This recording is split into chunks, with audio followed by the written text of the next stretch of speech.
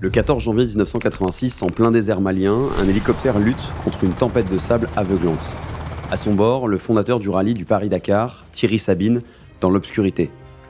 Soudain, une bourrasque d'une violence inouïe vient clouer l'appareil au sol.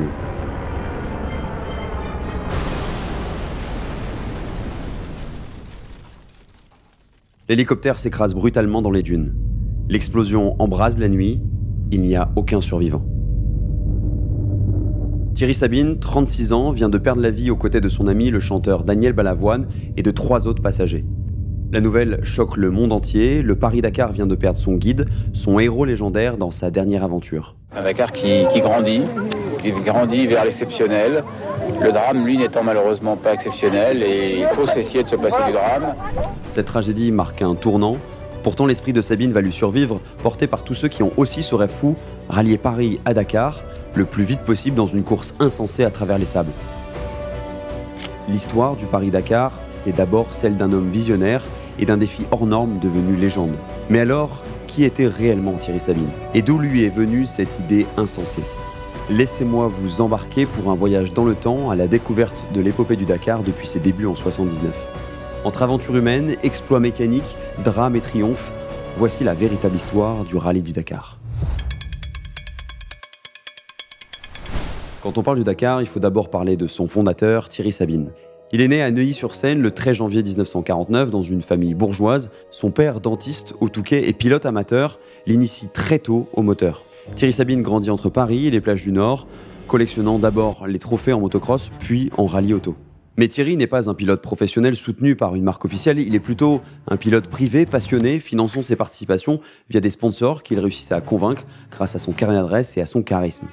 Tempérament hyperactif, il découvre rapidement qu'il préfère bâtir des épreuves que les courir, et à 26 ans à peine, il crée une autre épreuve mythique qui est l'Enduropal du Touquet en 75. Une sorte de marathon des sables à moto, ouvert à tous, qui révèle pour la première fois son talent d'organisateur. Mais la réelle bascule s'opère en décembre 77. Engagé comme pilote moto sur le rallye Abidjan-Nice, il se perd 3 jours dans le désert du Ténéré. Et il s'est perdu 3 jours et 3 nuits, et c'est là où il a eu l'idée de créer, lui, le Paris-Dakar, en sens inverse du continent européen, pour rejoindre une ville mythique qui est après Dakar. Miraculeusement secouru in extremis, Sabine ressort de cette expérience transformée. Au lieu de la peur, il n'a qu'une idée en tête, faire partager l'appel du désert. Et si un tel rallye extrême n'existe pas, il va le créer. De retour en France, le jeune aventurier élabore un plan pour le moins insensé, organiser une course qui partirait de Paris en traversant l'Afrique jusqu'à Dakar, la capitale du Sénégal. Un défi pour ceux qui partent, un rêve pour ceux qui restent, annonce Sabine. Cette devise devient donc la pierre angulaire du rallye. Il veut offrir aux concurrents, qu'ils soient pilotes chevronnés ou simples poireaux, l'aventure de leur vie, et aux autres, un spectacle incroyable, symbole d'évasion. Le 26 décembre 1978 au matin, le rêve de cet homme devient une réalité au pied du Trocadéro. 182 véhicules s'élancent de Paris pour la première édition du Paris-Dakar. Une grande aventure a commencé ce matin pour 176 pilotes d'auto et de moto qui ont quitté Paris pour Dakar. Personne ne sait vraiment si ce convoi atteindra finalement l'Afrique. Pendant plus de 2 semaines, motards, pilotes auto et même camions traversent l'Algérie, le Niger, le Mali, avant d'arriver épuisés au bord du lac Rose, près de Dakar, le 14 janvier 1979. Et c'est le jeune Cyril Neveu, seulement âgé de 22 ans, qui, sur sa Yamaha, va inscrire son nom dans l'histoire comme premier vainqueur du rallye au classement général. Évidemment, quand je gagne ce premier Dakar, là c'est l'apothéose, c'est fabuleux. Cyril Neveu, gagner un Paris-Dakar, ça vous a demandé beaucoup de force physique? Ah oui, ça a beaucoup de force physique, j'ai peiné et je savais que c'était dur. De toute façon, j'avais déjà participé au rallye Côte d'Ivoire-Côte d'Azur, mais j'en ai vraiment bavé beaucoup plus. C'est fait, c'est lui, et pour toujours, il vient de triompher d'une aventure de 10 000 km. Au bivouac final, Thierry Sabine exulte, son pari impossible est devenu réalité, le Dakar est né. L'année suivante, en 1980, plus de 200 équipages prennent le départ, puis 291 en 1981. La fièvre du Dakar gagne de nouveaux adeptes chaque année. On voit de tout au départ, des baroudeurs sur de simples motos, des aristocrates en 4x4 et même quelques originaux. On peut penser notamment à Thierry de Montcorgé qui a osé s'aligner en Rolls-Royce en 1981, certes posé sur un châssis de camion, mais symbole tout de même de la débrouillardise des pionniers. L'année suivante, ce sont 2 frères mécaniciens, Claude et Bernard Marot, qui créent la surprise avec leur modeste Renault 20 Il remporte l'édition 1982 en catégorie auto, terrassant des concurrents bien mieux équipés. Et c'est ça que le public adore, des histoires de corsaires du désert, bricoleurs et audacieux, qui font des miracles avec de la débrouillardise et du courage. Le Paris-Dakar s'impose vite comme un rendez-vous hivernal, incontournable, suivi par des millions de téléspectateurs. Une sorte de nouveau Tour de France version Sahara, où chaque concurrent anonyme peut devenir un héros. Dormir dans le désert, on dormait dans des sacs de couchage, on regardait le ciel, 10 000 étoiles, alors que chez nous, on en voit à peine 3 000. Et alors, on se sent infiniment petit. Mais le désert ne se laisse pas conquérir facilement. Dès les premières éditions, le Dakar se heurte à un adversaire redoutable, la nature saharienne elle-même. Ni l'organisation encore artisanale de Sabine, ni l'enthousiasme des concurrents ne peuvent éviter les drames. Car dès 1979, un motard, Patrick Daudin, se tue dès la première semaine de course. D'autres suivront malheureusement. En tout, 28 concurrents trouveront la mort en course au fil de l'histoire du rallye. Se perdre en plein Sahara, avec des moyens de navigation rudimentaires, devient une angoisse omniprésente. Pas de GPS, on roule au roadbook, à la boussole, la moindre erreur de piste peut être fatale. C'est au Dakar 82 qu'un triste événement va le prouver aux yeux du monde. Cette année-là, parmi les participants figure Mark Thatcher, le fils de la première ministre britannique Margaret Thatcher, la Dame de Fer. Navigateur inexpérimenté d'une Peugeot 504, il part un peu comme en vacances et va vivre un cauchemar. En plein désert du Ténéré, la Peugeot de Thatcher casse un essieu et s'immobilise, isolée du reste du rallye. Les coordonnées transmises à l'organisation sont erronées, personne ne trouve l'équipage. Le fils de la Dame de Fer a disparu dans le désert. Très vite, l'affaire prend une ampleur internationale. Margaret Thatcher, paniquée, requiert l'aide de la France. Le président Mitterrand déploie 3 avions pour survoler la zone. Pendant 6 jours, le monde va retenir son souffle. Est-ce que le fils Thatcher, en quête de l'ultime aventure, est condamné à mourir de soif dans le Sahara ? Finalement, c'est le 15 janvier qu'un avion algérien repère la Peugeot immobilisée. Mark Thatcher tire une fusée de détresse, des secouristes arrivent enfin. Miraculeusement sains et saufs, Thatcher et ses coéquipiers sont tirés d'affaire. L'histoire fait les gros titres des journaux du monde entier. À Londres, on imagine la colère de la Dame de Fer envers son fils inconscient. Mais le Dakar, lui, gagne une aura supplémentaire de course aussi dangereuse que fascinante. Dès l'année suivante, en 83, pour la première fois, le parcours traverse le désert du Ténéré, réputé être un désert dans le désert. La 9e étape, entre Dirkou et Agadez, tourne au calvaire. Une soudaine tempête de sable s'abat sur la course. Les marqueurs de piste sont arrachés, les dunes bougent, seules des vagues de sable orange sont visibles. L'orientation devient donc impossible. Un à un, les pilotes s'égarent dans cette immensité. À la fin de la journée, c'est plus de 40 concurrents qui manquent à l'appel. Thierry Sabine, depuis son hélicoptère, doit se résoudre à arrêter la course et appeler l'armée nigérienne en renfort pour retrouver ses enfants perdus. Pendant 72 heures, des recherches tout azimut sont menées. Certains pilotes errent seuls dans les dunes, d'autres ont improvisé un bivouac de fortune en attendant les secours. On retrouvera finalement tout le monde, épuisé, déshydraté, mais vivant. 2 motardes, Christine Caron et Bernadette Sassi, seront même recueillis par des nomades touaregs qui leur sauveront la vie. Cet enfer du Ténéré de 83 entre dans la légende du Dakar. On réalise qu'un simple caprice de la météo peut transformer une course en véritable épopée de survie. Paradoxalement, ces épreuves ne font que renforcer la réputation du rallye. Le Paris-Dakar apparaît alors comme la course la plus dure au monde, un mythe où la victoire se paie cher. Les grands médias se passionnent pour ces histoires d'hommes et de femmes face à la nature. Au fil des années 80, le nombre de participants explose, attirant même des champions venus d'autres horizons. C'est ainsi qu'en 83, Monsieur Le Mans, alias Jackie X, se lance dans l'aventure. Associé à l'acteur français Claude Brasseur comme copilote, X découvre que gagner Le Mans ou Monaco ne prépare pas forcément au piège du Sahara.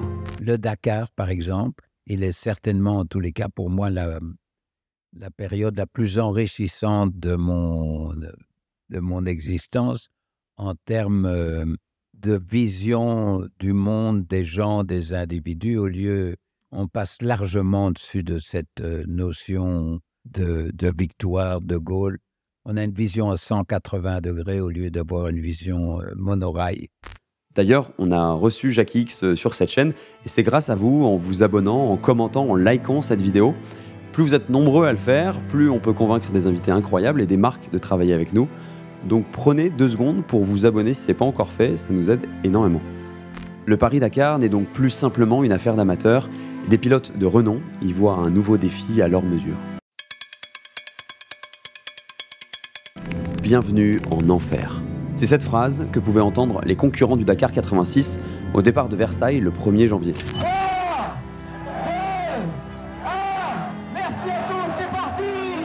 Pour sa 8e édition, le Dakar atteint une ampleur inédite. Plus de 480 équipages sont au départ. Les plus grands constructeurs s'y intéressent désormais. Parmi eux, Porsche, qui s'aligne avec ses superbes 911, puis 959 ultra-modernes, et la marque allemande va d'ailleurs remporter le Dakar en 84 et 86 avec le français René Metsch. Le Dakar devient donc une vitrine technologique pour qui veut prouver la robustesse de ses machines. Chaque année, Sabine et son équipe complexifient le parcours, cherchant des terrains toujours plus durs pour pimenter l'épreuve. On est loin de la discipline du circuit, chaque mètre est inédit, on ne sait jamais quel danger peut survenir à chaque tour de roue. L'édition 86 s'annonce terrible, 15 000 km à travers l'Algérie, le Niger, le Mali, le Burkina Faso et le Sénégal, dont des étapes marathon sans aucune assistance.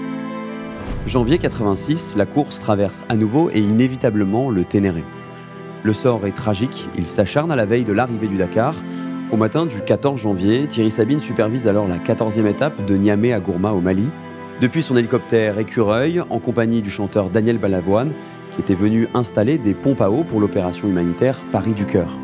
Vers 19h, près de Gourma Raous, un violent coup de vent de sable désoriente le pilote, l'hélicoptère se crache, les équipes au sol accourent et découvrent l'impensable. Thierry Sabine est mort. Daniel Balavoine, Bagnou et la journaliste Nathalie Audan et le technicien Jean-Paul Le Fur périssent également dans l'accident. La nouvelle plonge le rallye dans la stupeur et s'étale immédiatement à la une des journaux du monde entier. Le Dakar a perdu son plus grand aventurier, son fondateur, son âme, mais faut-il arrêter la course ? Effondrés, les concurrents observent une minute de silence, puis, dans un mélange de chagrin et de détermination, décident de continuer le rallye en son honneur. Le père de Thierry, Gilbert Sabine, reprend en urgence la direction de l'épreuve pour qu'elle aille à son terme. Le 22 janvier 86, sur la plage de Dakar, Cyril Neveu remporte sa 4e victoire à moto en Honda, tandis que René Metsch gagne chez les autos avec sa Porsche 959. J'ai décidé de finir ce Dakar et puis finalement j'ai dit s'il faut finir ce Dakar, il faut le finir en beauté, ne serait-ce que pour donner en mémoire à Thierry cette belle victoire et cette 4e victoire. Mais personne n'a vraiment le cœur à faire la fête.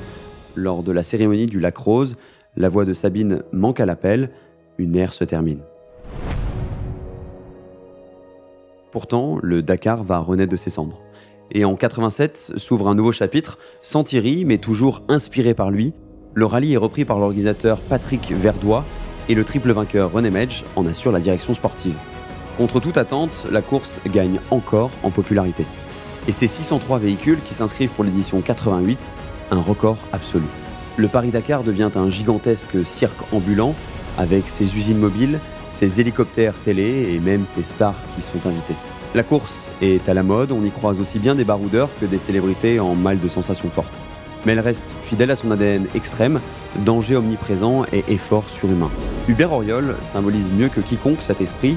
Ce pilote moto surnommé l'Africain, né en Éthiopie, a remporté 2 Dakar à moto en 81 et en 83 et incarne la génération pionnière. En 87, Auriol livre à moto un duel historique avec son ami et rival Cyril Neveu. 2 semaines durant, les deux hommes se dépassent chaque jour dans le sable du Sahel. À l'avant-dernière étape, Auriol, sur sa Cagiva, compte près de 10 minutes d'avance au général. La victoire est proche, jusqu'au drame. Sur une piste au Sénégal, à 20 km de l'arrivée de l'étape de Saint-Louis, Auriol chute lourdement. Il percute une souche camouflée par la poussière, le choc lui brise net les 2 chevilles. Dans un élan d'héroïsme insensé, le champion repart malgré une douleur inimaginable et il termine l'étape avec les 2 chevilles cassées. À l'arrivée, Auriol s'effondre, hurlant de souffrance.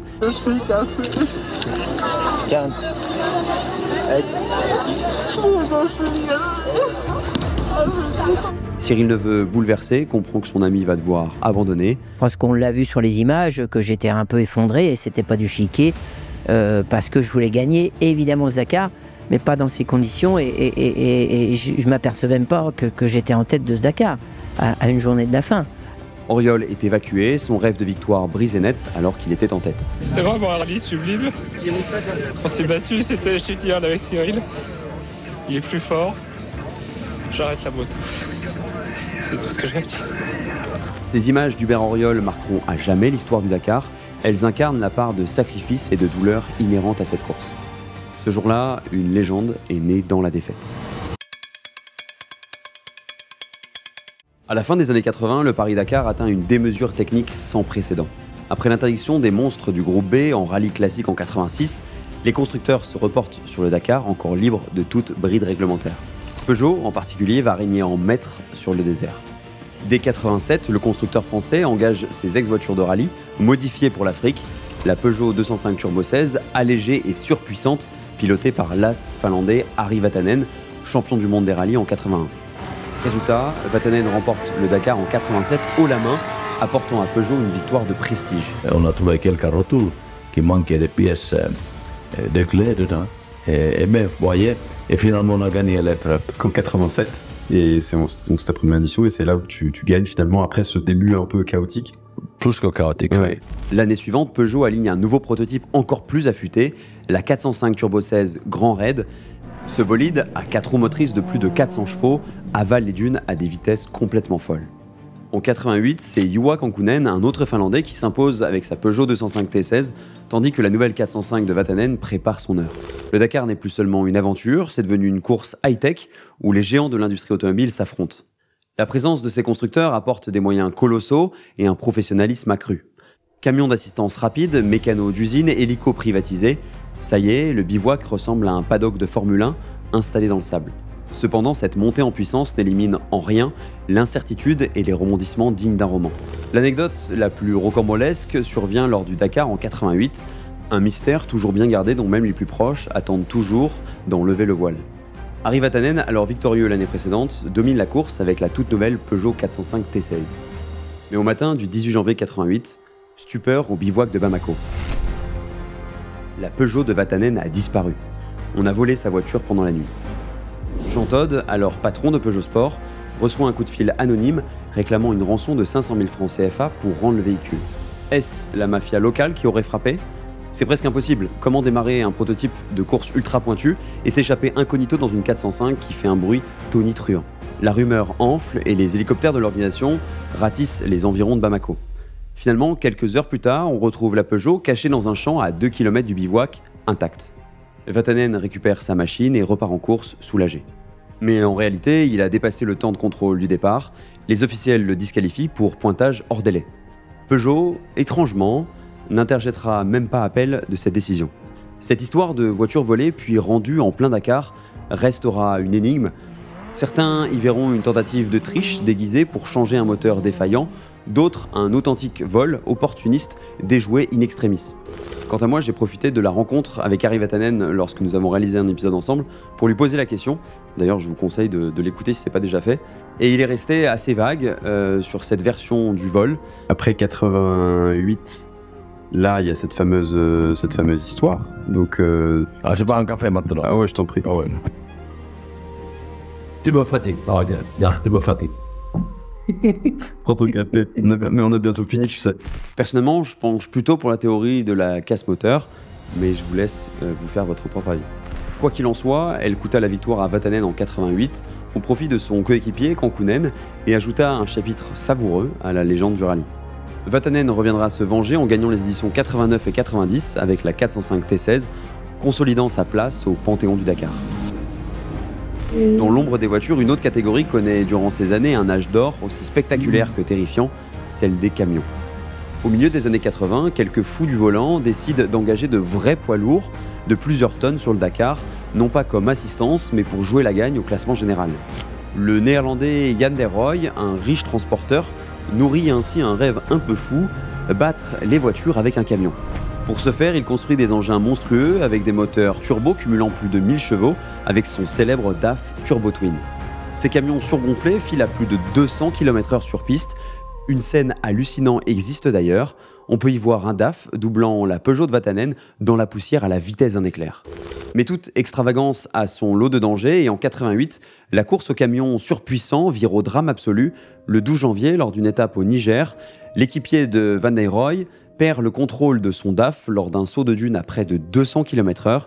Le camion s'écrase violemment après 6 tonneaux. Le copilote est éjecté et tué sur le coup. Bilan, 1 mort et 2 blessés graves. Endeuillé, Jan de Rooij retire immédiatement son équipe de la course. Ce drame met fin à la folie des camions T4 illimités. L'organisation bannira ces prototypes extrêmes de l'édition suivante. Désormais, les camions resteront de robustes engins d'assistance ou de course, mais plus des missiles roulants incontrôlables. Le Dakar a frôlé la catastrophe et la sécurité devient un sujet de préoccupation grandissant. À la fin des années 80, le Paris-Dakar a tout connu, des débuts aventureux style les Racines du ciel, des tragédies cruelles, l'arrivée de stars et de machines de guerre technologiques. Les héros de cette époque dorée, Thierry Sabine, Hubert Auriol, Cyril Neveu, Harry Vatanen, Jackie X, pour n'en citer que quelques-uns, ont bâti une légende que rien ne pourra effacer. Le Dakar des années 80, c'était la promesse du désert infini où l'homme et la machine iraient jusqu'à leur ultime limite, sous un soleil de plomb et dans la furie des sables. La fin de la décennie 80 n'est pas la fin de l'histoire, loin de là, et dès 91, un nouveau nom commence à s'imposer, celui d'un jeune motard français au talent prodigieux, Stéphane Peter Hansel. Ancien champion d'enduro, Peter Hansel remporte son premier Dakar en 91 et va accumuler les victoires pour devenir plus tard l'homme le plus titré du Dakar, 14 succès à ce jour en auto et en moto. Il mérite donc ce surnom de Monsieur Dakar, tant son palmarès est incroyable. Et on s'arrête dans le village et on cherche de l'essence dans le village. Et là, les locaux, les Touaregs, ils connaissent l'histoire. Ils disent on a un fût de 200 litres, mais si vous en voulez, ça va vous coûter très cher. Et on achète 10 litres ou 15 litres chacun, mais on doit les payer l'équivalent d'aujourd'hui 1000 €. Quelque chose comme ça. On a d'ailleurs eu la chance de le recevoir aussi dans la boîte à gants, si vous souhaitez découvrir toutes les anecdotes complètement folles du plus grand champion de l'histoire du Dakar. Le Dakar des années 90 voit aussi l'ère des passations. Peugeot, après ses 4 victoires entre 87 et 90, passe le relais à Citroën, puis Mitsubishi, tandis qu'Hubert Auriol se reconvertit pilote automobile et devient le premier à gagner à la fois en auto et en voiture en 92. Autour de 200 concurrents s'élancent toujours chaque année, toujours en Afrique, sur des tracés renouvelés, Paris-Le Cap en 92, Dakar-Le Caire en 2000. Mais le rallye reste fidèle à son esprit d'origine, mélanger des pilotes professionnels avec des amateurs passionnés, traverser des espaces vierges et vivre des aventures humaines intenses. Hélas, le monde change et le Dakar doit s'adapter. Le Dakar ne fêtera donc pas son 30e anniversaire. Le rallye a été aujourd'hui annulé. Les 2500 concurrents et accompagnateurs s'apprêtaient à prendre le départ à Lisbonne, au Portugal. Mais les organisateurs ont choisi la prudence. Depuis quelques jours, le ministre des Affaires étrangères les mettait en garde contre les risques encourus lors des 8 étapes prévues en Mauritanie, un pays où 4 touristes français ont été assassinés à la veille de Noël. Dans les années 2000, les menaces terroristes dans le Sahara rendent le parcours africain de plus en plus périlleux. Ça a évolué par rapport au temps et à la conjoncture et par rapport à toute l'évolution qui a pu y avoir économique et géopolitique. L'édition 2008 est annulée à la veille du départ. 0 km au compteur. Les rutilantes mécaniques quittent Lisbonne ce soir sans avoir goûté la moindre dune. Après l'assassinat de touristes en Mauritanie. Le Dakar 2008 ne partira pas. C'est un coup dur, mais la course rebondit en se délocalisant en Amérique du Sud dès 2009 et en explorant les dunes d'Atacama et les pistes andines. Et c'est comme ça que pendant une décennie, le Dakar parcourt l'Argentine, le Chili, le Pérou, offrant de nouveaux décors grandioses tout en conservant son exigence extrême. Depuis 2020, le rallye se déroule au Moyen-Orient, en Arabie Saoudite, sur les traces du Rub al-Khali, un autre désert légendaire. Si le Dakar a changé de continent, son ADN reste la même, le défi d'une vie en quête d'aventures hors du commun. Malgré tout, l'esprit de Sabine continue de planer sur chaque édition. Et pour les puristes nostalgiques de l'Afrique, un nouveau rallye voit le jour en parallèle, l'Africa Eco Race, qui a été créé en 2009 par les anciens du Dakar comme Hubert Auriol et Jean-Louis Schlesser, renouant avec le parcours originel jusqu'au Lac Rose. C'est la preuve même que la flamme allumée dans les années 80 brûle encore. Cette époque dorée a imprimé pour toujours dans la mémoire collective des images complètement folles, comme les silhouettes poussiéreuses de motos surgissant d'une tempête de sable, ou encore un pilote épuisé buvant l'eau d'un radiateur pour survivre, un 4x4 cabossé arrivant de nuit au bivouac, guidé par les étoiles, ou encore un géant de la route soufflant son turbo dans un nuage de fèche-fèche. Aujourd'hui encore, le rallye du Dakar reste la référence absolue du rallye raid. Les moyens logistiques sont immenses, 1100 véhicules d'assistance, des flottes d'hélicoptères et d'avions. La médiatisation est planétaire, mais l'âme du Dakar demeure celle insufflée par Thierry Sabine. Du rêve pour ceux qui restent, la promesse est tenue. Chaque année, au mois de janvier, quelque part dans le désert, résonne l'écho de ces aventures humaines extraordinaires. Les champions modernes comme Peter Hansel, Nasser Al-Attiyah ou Carlos Sainz ajoutent de nouveaux chapitres, mais ils savent qu'ils roulent dans les traces de géants. Et le soir, autour du feu, on raconte encore les anecdotes des pionniers, la Rolls dans le désert, la moto de Neveu rafistolée avec du fil de fer, les duels Oriol-Neveu à tombeau ouvert, ou la pièce de monnaie lancée en l'air pour départager X et Vatanen en 89. Ce sont donc les années 80 qui ont fait entrer le Paris-Dakar dans la légende, une époque d'innocence et de folie où tout semblait possible dans l'immensité du Sahara. Thierry Sabine a fait naître bien plus qu'une course, c'est un symbole d'aventure avec un grand A, où l'on dépasse ses limites, où l'on vit intensément chaque instant, car le lendemain n'est jamais garanti. Aujourd'hui encore, lorsque le soleil se couche sur les dunes et que rugissent au loin les moteurs des rescapés du jour, on peut presque entendre la voix du fondateur chuchoter dans le vent du désert. Son rêve continue, porté par une caravane humaine qui, année après année, relève ce défi insensé. Le Dakar est donc devenu un mythe moderne, un rêve éveillé, depuis plus de 45 ans, et pour encore longtemps j'espère.